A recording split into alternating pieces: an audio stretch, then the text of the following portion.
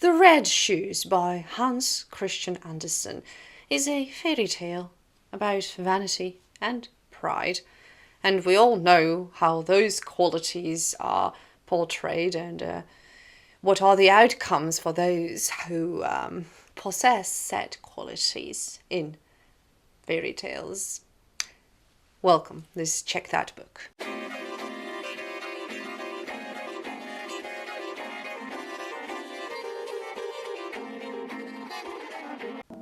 Welcome to Check That Book, a special place on the internet where you and I get acquainted with the most disturbing fairy tales today ever written, disturbing books, disturbing cinema. We are getting familiar with all sorts of the unorthodox and uncanny, but more so the disturbingness, dare I say, of the human psyche through art. And by art I mean literary art, and well, cinematography is a big part of this. Today we're going to take a wee look at The Red Shoes. I must admit I've never even heard of this fairy tale until I began doing this bigger research for this specific topic, which is disturbing fairy tales. The Red Shoes is one of Hans Christian Andersen's darker fairy tales, first published in 1845. It is often remembered as a story about vanity, punishment, and obsession.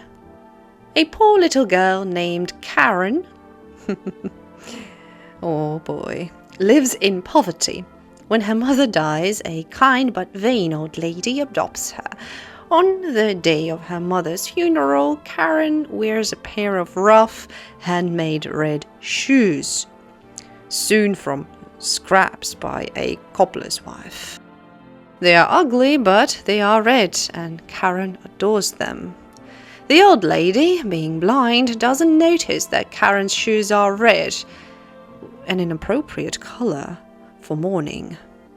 But when her sight is later restored, she scolds Karen and burns the shoes. Later, the old lady takes Karen to town and buys her new clothes, including a beautiful pair of shiny red shoes. As if, to say sorry for burning the older pair. Against proper custom, Karen insists on wearing them to church. Everyone stares at her feet instead of praying, and she feels proud and delighted. From this moment forth, Karen can't stop thinking about her shoes. She wears them everywhere, to school, to church. Her vanity grows, and as her vanity grows, she neglects her duties. One day, whilst wearing the pair of these red shoes to a ball, Karen dances and dances, but suddenly realizes that she cannot stop. Now, this curse of not being able to stop and dancing literally to your death, we've encountered that before. In my Snow White video, for example, we've talked about the Queen's punishment. I suggest you check that one out, as well as the entire playlist of the disturbing fairy tale origins. They're fun, they're whimsical. I myself look a bit whimsical sometimes filming these, because I usually film them in the middle of doing something else, or being somewhere else, or preparing for other things that I do. Like in between takes for other projects and other things, I can sit down and take a wee fairy tale. Because in between takes and photo shoots or character developments, I do look whimsical. So usually when I need to film something for the channel and I look bizarre, I prefer to film a fairy tale video, because you can forgive me for the way I look. But I digress. So she dances through the countryside, bleeding, starving, and desperate. When she finally reaches the executioner's house, she begs him to cut off her feet so she could be free. He agrees. He chops off her feet, still wearing the red shoes, and they keep dancing away, twirling and hopping down the road by themselves. That alone, that image alone, is nasty and frightening. And again, this fancy telling this story to your child. Oh God. So we have Karen, now crippled and broken.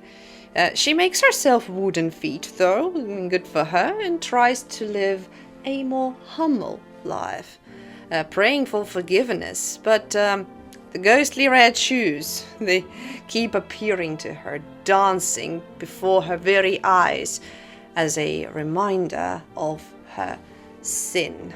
Now, wow, this Hans Christian Andersen. But this is teaching us something about vanity, sure, but it's so over the top and so disturbing. What do you guys think about it? Was that too big of a sin for a wee lass who just fancied herself a pair of red shoes? Heck, I myself used to own a pair of red shoes. I need a new one now that I think of it. But that isn't even the ending yet. One day, years later, when Karen repents sincerely, she dies of a heart attack, basically. Her heart just stops. And in death, her soul is taken to heaven, finally freed from the red shoes that damned her and had been pursuing her. Oh gosh, well, again, religious morality was quite a common thing with these types of fairy tales, but too much, in my opinion. Sure, perhaps if we layer this on modern day, perhaps you know, the moral of it could be that, honestly, dress codes exist for a reason. Like, you don't wear certain things to certain places. You don't dress a certain way to, let's say, the same church. But in this case, again, a wee lass, what do you expect? Albeit in medieval times, wee lasses weren't allowed to be wee lasses for too long. Same thing with lads though. Children had to grow up relatively quickly. Much quicker than the spoiled brats we have today, but I'm calm. Sure, there's tons of body horror, and again, the themes of punishment. Andersen's version is, again, shockingly physical. There's mutilation, blood, and supernatural torment. They actually underscore the moral lesson here, because when you read, you have to imagine the visuals. Especially if you're a child, then, well, children's imaginations are... They're great. And again, like I said, fancy reading this one to your kid. I'd rather you didn't. Now that was a quick one. A new one, maybe to you as well. Do let me know. Are you familiar? Were you familiar with the story before I introduced you to it? What do you think of it?